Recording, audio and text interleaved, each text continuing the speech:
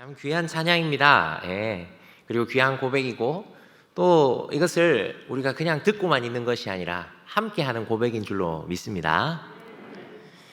이렇게 우리가 믿음을 이 신앙의 고백들을 해나가지만 우리의 삶 속에서 여전히 혹은 반복적으로 계속 다가오는 것이 시험입니다.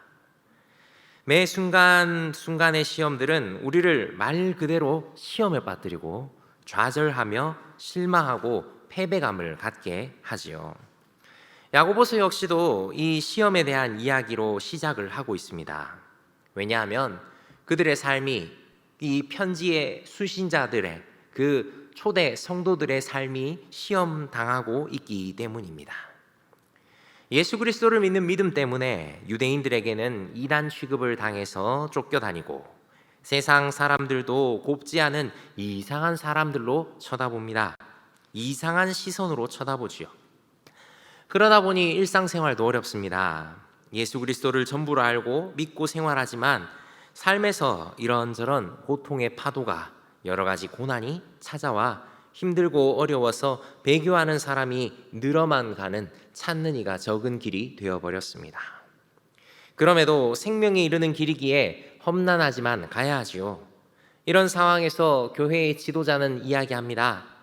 내 형제들아, 너희가 여러 가지 시험을 당하거든 온전히 기쁘게 여기라 라고 말입니다. 그러면 우리가 시험을 당하면 기쁘게 어떻게 여길 수 있을까요? 왜 또 시험을 참고 이겨야 할 것일까요? 그리고 어떻게 이길 수 있겠습니까? 오늘 그 시험을 이기는 방법 첫 번째입니다.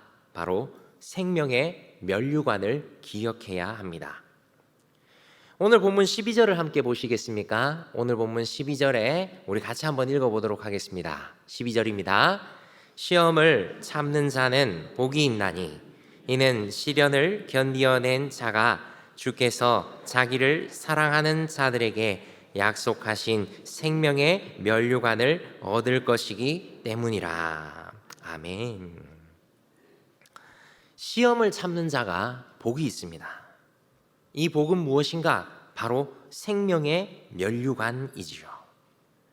이것은 지금의 인내로 장차 받게 될 영광스러운 결과를 뜻합니다. 여러분, 운동하는 사람들을 생각해 볼까요? 온갖 훈련의 고됨과 경쟁의 치열함을 견뎌냅니다. 그리고 운동 경기에 승리를 다 하고 시상대에 섰을 때 그런 그 영광이 얼마나 크겠습니까? 시험을 이기는 성도들 역시 고난을 당합니다. 어려움을 겪습니다. 그러나 그 고난의 끝에서 영원한 생명을 결과로 받는다. 생명의 면류관이라는 일반적인 그런 우승 트로피가 아니라 영원한 우승 트로피, 영원한 것을 받는다라는 것이죠. 올림픽 경기 같은 데 보십시오. 면류관 같은 거, 꽃다발 같은 거 받습니다.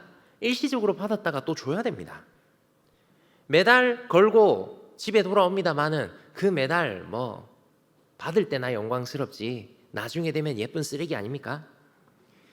그런데 시험을 인내하고 영생을 얻는가? 그것은 영원한 면류관입니다. 내 자신이 면류관입니다. 내 자신이 그 영광의 메달이 됩니다. 그러니 이것은 성도가 시험을 통과하면서 시험을 견디고 이겨내면서 자기 자신을 발견하고 그리고 그 영원한 최후의 승리와 보상을 바라보는 그야말로 그 귀한 상급이지요. 세상에 믿지 않는 자들에게는 절대로 발견할 수 없는, 절대로 얻을 수 없는 것입니다. 왜 새는 어느 정도 새끼가 자라고 나면 자신들의 새끼를 둥지 밖으로 이렇게 밀어내면서 날게 하는 나는 그런 교육을 시키지 않습니까? 어린 새들은 죽는다고 저항을 하고 엄마는 날 수 있다는 걸 알기 때문에 기를 쓰고 둥지 밖으로 밀어냅니다. 이것은 어미가 새끼에게 주는 시험이지요. 밀려 떨어지는데 날개를 퍼덕이면 날 수 있습니다. 그래서 둥지에 앉아서 주는 먹이를 받아 먹는 것이 자신의 사명이 아니라 저 높은 하늘로 날아가는 것이 자신의 사명임을 깨닫게 되고 생존할 수 있게 되는 것입니다. 우리의 삶도 마찬가지입니다. 때때로 시험이 닥쳐옵니다. 괴롭죠. 어렵습니다. 그러나 그 시련을 통해서, 시험을 통해서 하나님께서 우리에게 주시는 귀한 선물들을 발견한다면 어떻게 되겠습니까? 죄에 대해서는 죽고 의에 대해서 다시 살아나며 이 세상이 영원한 것이 아니라 영원한 저 하나님의 나라, 천국을, 하나님 나라를 준비하는 의로운 삶에 우리의 관심이 옮겨가지 않겠습니까? 그리고 그 삶이 우리 삶 가운데에서, 그 영생의 삶이 우리 삶 가운데서 이루어지는 놀라운 일들을 경험할 수 있지 않습니까? 시험을 참으면 복이 있습니다. 우리는 이 시험을 참으면 하나님께서 주시는 영원한 복을 누린다는 것을 기억해야 합니다. 하나님은 우리와 차원이 다른 분이시지요. 바람에 흔들리는 갈대와 같은 우리가 아닙니다. 하나님은 친히 아무도 시험하지 않으십니다.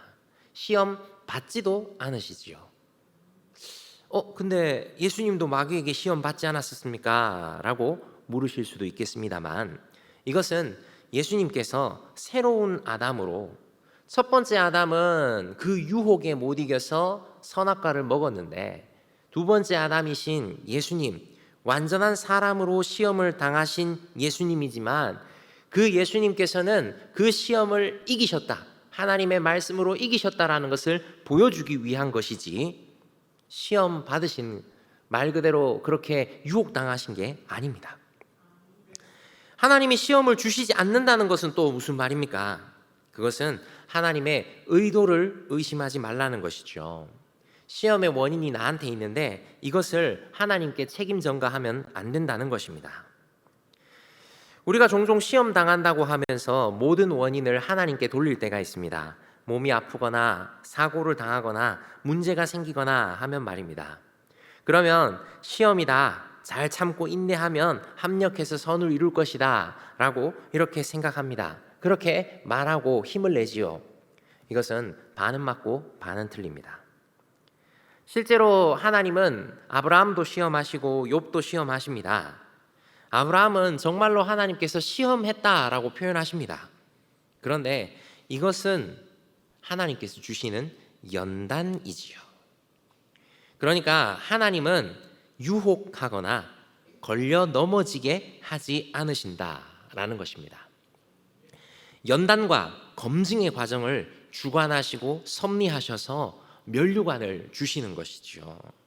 그런 의미에서 하나님께서는 우리에게 감당하지 못할 시험을 주지 않으신다라는 고린도전서 10장 13절의 말씀을 분명하게 해주시는 것입니다. 예수님은 이런 시험을 당하셨습니다. 그리고 그렇기에 시험 당하는 백성들의, 우리들의 고통을 모두 아십니다. 그래서 이 고난을 당하시고 시험 중에 있는 자들을 도우시고, 또한 우리보다 더 큰 탄식으로 탄식하시며 간절히 구하시는 분입니다. 성령 하나님을 통해서 우리를 위해서 기도하게 하시고 친히 기도하시는 그런 하나님이시죠. 그러니 우리는 이 시험을 참을 수 있습니다. 하나님이 능력도 주시고 함께 하시며 큰 상을 우리에게 주실 것이기 때문입니다. 그래서 우리가 이 시험을 이기는 방법, 생명의 면류관이 있음을 장차 올 그 하나님의 은혜, 능력, 사랑을 기억하면서 우리가 그 시험을 이겨내는 우리가 되기를 바랍니다. 두 번째로 시험을 이기는 방법, 두 번째는 바로 진리의 말씀으로 곱비 매는 것입니다. 진리의 말씀으로 곱비 매는 것, 오늘 14절과 15절을 보시겠습니까? 14절과 15절은 이렇게 이야기합니다. 오직 각 사람이 시험을 받는 것은 자기 욕심에 끌려 미혹됨이니, 욕심이 잉태한 즉 죄를 낳고 죄가 장성한 즉 사망을 낳느니라 라고 말입니다. 여기 이 두 계절에 무려 5개를 이야기합니다. 자, 이끌리면 걸려듭니다. 걸려들고 나서는 죄를 낳고 그 죄가 자랍니다. 그리고는 결말은 죽음이지요. 먼저 이끌린다. 우리가 유혹받을 수 있지 않습니까? 뭐 여러 가지 우리 욕구들이 있죠. 식욕, 명예욕, 인정욕구 뭐 등등 이런 당연한 욕구들, 오욕칠정들이 있습니다. 이 자체가 나쁜 것은 아닙니다. 그런데 이것을 곱비 없이 그냥 놔두면 안 된다는 것이죠. 곱비 없이 그냥 놓아두면 우리 안에 있는 쓴뿌리들, 죄의 공장들이 난리를 치기 시작합니다. 그래서 우리는 우리의 수준이 아니라 한 차원 높은 수준의 인도를 받아야 합니다. 즉 하나님의 말씀으로 고삐를 메어야 한다는 것이죠. 우리가 우리의 그 죄악된 욕심들, 그냥 그 무절제하게 유혹들을 놔두면 이게 얼마나 크고 제멋대로인지 그냥 둘 수가 없습니다. 악한 사단 마귀의 권세가 우는 사자와 같이 으르렁거리며 움킬 것을 두루 찾아서 두루 다니기 때문에 고삐를 매기 전에 걸려들어 버리고 우리가 미혹됩니다.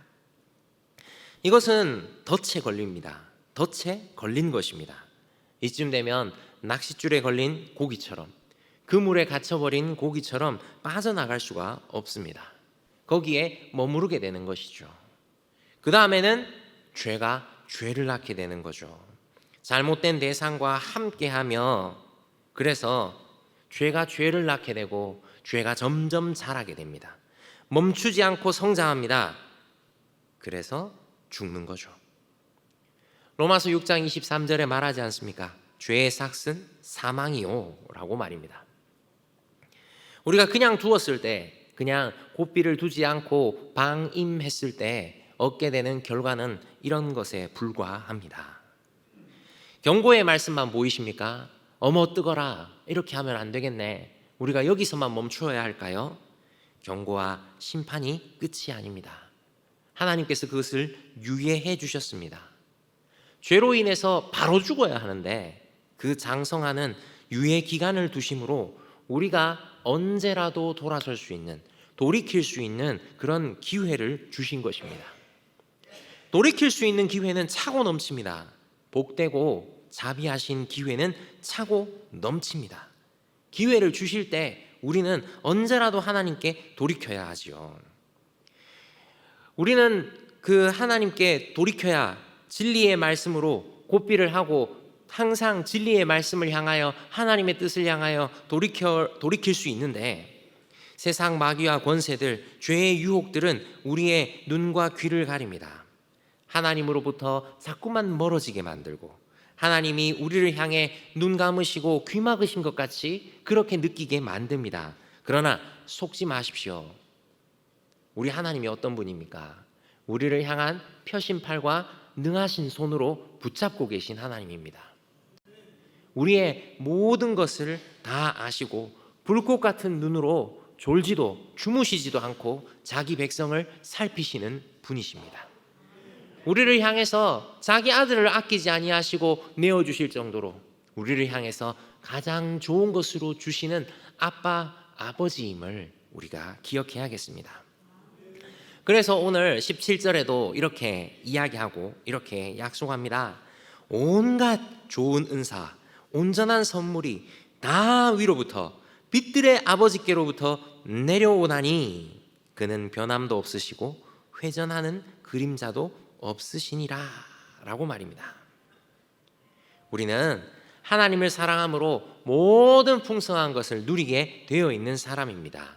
하나님이 우리에게 온전한 것으로 주십니다. 그런데 여러분, 완제품으로 뚝 하고 주실 때도 있지만 인도하시고 섭리하시며 완성해 나가시는 초자연적인 역사와 은총의 선물도 함께 주시는 것입니다. 왜 완제품을 안 주셨나요? 라고 우리가 이야기할 수 있겠지만 하나님께서 주시는 그 인도와 섭리와 완성, 그 과정 가운데 함께하게 하시는 우리가 그 기쁨을 누려야겠지요. 그래서 21절에 모든 더러운 것과 넘치는 악을 내어버리고 너희 영혼을 능히 구원할 바 마음에 심어진 말씀임을 기억하고 이 말씀으로 우리를 곱비 채워야 합니다. 종교개혁자들은 말씀을 마치 등처럼 그래서 자신들의 길을 살폈고 거울처럼 자신들의 그 모습을 점검하였으며 곱비처럼 자신들을 제어하도록 그렇게 가르쳤습니다. 그래서 우리는 잊어버리는 자가 아니라 실천하는 자, 이 말씀으로 우리의 곱비를 채우고 항상 깨어있는 우리가 되어야 하는 것이죠. 사랑하는 실버 여러분, 우리는 진리의 말씀으로 새로운 생명을 주시는 그 하나님을 기억하고 이전 것은 지나가고 새 것이 되는 이 풍성한 은혜를 말씀으로, 말씀의 곱비를 채움으로 함께 누리는 저와 여러분이 되시기를 바랍니다. 시험을 이기는 세 번째, 바로 올바른 언어 생활을 하는 것입니다. 우리 19절입니다. 우리 19절 한번 읽어볼까요? 19절입니다. 내 사랑하는 형제들아, 너희가 알지니 사람마다 듣기는 속해하고 말하기는 더디하며 성내기도 더디하라. 아멘. 여러분, 듣기는 속해하고 말하기는 더디하며 성내기도 더디하라. 참 쉬운 말 같지만 정말 어려운 말 아닙니까? 저도 어디서라고는 얘기하지 않겠습니다만은 상대방이 뭔가 말을 하려고 하면 잠깐만 내 말 들어봐 하며 내 말을 하기에 속히 합니다. 듣기 속히 해야 하는데, 그리고 말하기는 더디해야 하는데 잠깐만 내 말 좀 들어보라고 이러기 일쑤입니다. 그리고 성내기를 더디하는데 너 이리 안 와? 빨리 와, 이리 와, 이러기 마련이지요. 예, 저희 집 이야기입니다. 아들내미 둘은 정말 사실 이 19절의 말씀은 이게 성경에 나와 있는 말씀이지만 또한 당시에 흔히 이야기하던 격언이기도 했습니다. 이 시절에 흔히 말하던 속담 같은, 오늘날 시간은 금이다 라고 하는 이런 유명한 말처럼 오늘 그 시절 사람들이 흔히 말하던 그 말입니다.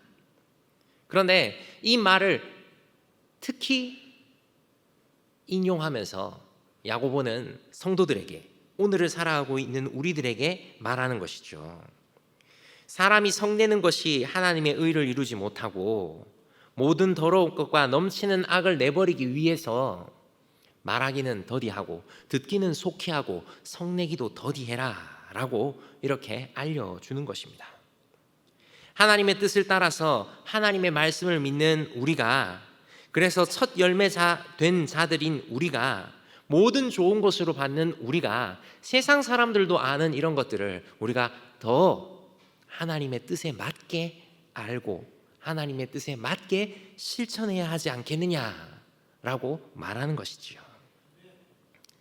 천천히 말하라 라는 것은 단순히 속도를 넘어선 것입니다. 사려 깊은 말을 하라는 것입니다. 듣는 사람의 입장을 생각하라는 것이지요. 그래서 26절에 이렇게 이야기합니다. 누구든지 스스로 경건하다 생각하며 자기 혀를 제갈 물리지 아니하고 자기 마음을 속이면 이 사람의 경건은 헛것이다 라고 말이죠. 그러니까 단순한 속도의 문제가 아니라 사려 깊은 말, 깊이 생각하는 말, 하나님의 마음으로 하는 말, 올바른 말, 이것을 이야기하는 것입니다. 이걸 위해서 절제와 균형이 필요하지요. 이 사람의 감정과 상태와 내용들을 통해서 이해하고 또 나의 내 소견에 옳은 대로가 아니라 하나님께서 주시는 그 사람의 말을 먼저 들어주는 것, 그것이 필요하다는 것입니다. 우리는 주로 우리의 감정에 휩싸여서 우리의 감정, 나의 생각이 앞서기 마련입니다. 그러나 사사기에서도 이야기하듯이 내 소견에 옳은 대로 행하는 것은 죄에 불과하지요. 그러니 우리는 말하기는 더디하고 듣기는 속히 하고 화내기도 더디해야 한다는 것입니다. 잠언 16장 32절에도 노하기를 더디하는 자는 용사보다 낫고 자기 마음을 다스리는 자는 성을 빼앗는 자보다 나으니라 라고 말했습니다. 오늘 본문 20절에도 말하지 않습니까? 사람이 성내는 것은 하나님의 의를 이루지 못한다 라고 말이죠. 그러니 우리는 천천히 말하고 빨리 들어주고 또 화는 더디내야 한다는 것입니다. 올바른 언어 생활은 우리 영혼에 구원할 바 마음에 심긴 도인 하나님의 말씀을 온전히 받음으로 이루어질 수 있습니다. 그러니 우리는 이 하나님의 말씀을 가까이 하고 또 우리 입에 파수꾼을 세워달라고 기도해야겠습니다. 우리의 귀가 순하여져서 잘 듣는 우리의 입에 하나님께서 세우신 파수꾼이 있어서 사력 있게 말하는 우리, 그래서 되도록이면 화도 내지 않는 우리가 되었으면 좋겠습니다. 말씀을 맺겠습니다. 삽시간에 분위기가 밝아지네요.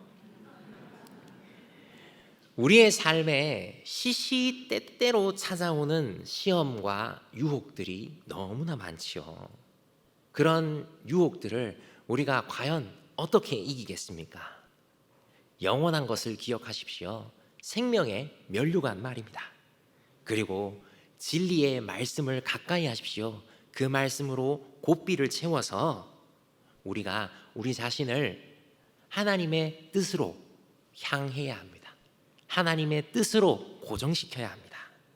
그리고 바른 언어 사용으로 우리에게 선한 것이 항상 밖으로 나와야 하는 것입니다. 세상은 자신의 욕심을 채우라고 말하죠. 자신의 말을 계속 말하라고 합니다. 순간을 즐기며 네 옳은 대로 해라, 네 마음대로 하세요 라고 말합니다. 그러나 그것이 전부가 아닙니다. 이 세상의 끝이 아님을 우리는 알고 있고 우리가 그리스도의 심판대 앞에 설 것임을 알고 있습니다.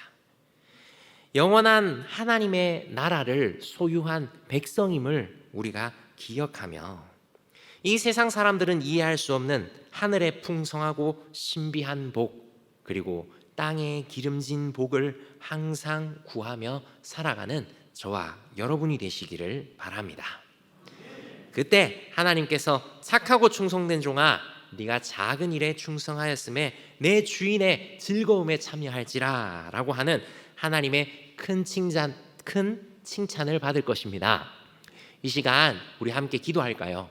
우리 이 시간 하나님, 우리의 삶에 시시때때로 다가오는 이 시험 가운데에서 하나님 영원한 것을 기억하게 하시고 말씀으로 내 자신을 점검하게 하시며 그리고 그 말씀과 그 은혜의 풍성한 것이 우리의 말 가운데 행동 가운데 드러나는 축복의 통로, 은혜의 도구 되는 우리가 더욱 되게 해달라고 우리 함께 주여 크게 부르고 기도하도록 하겠습니다. 주여! 은혜와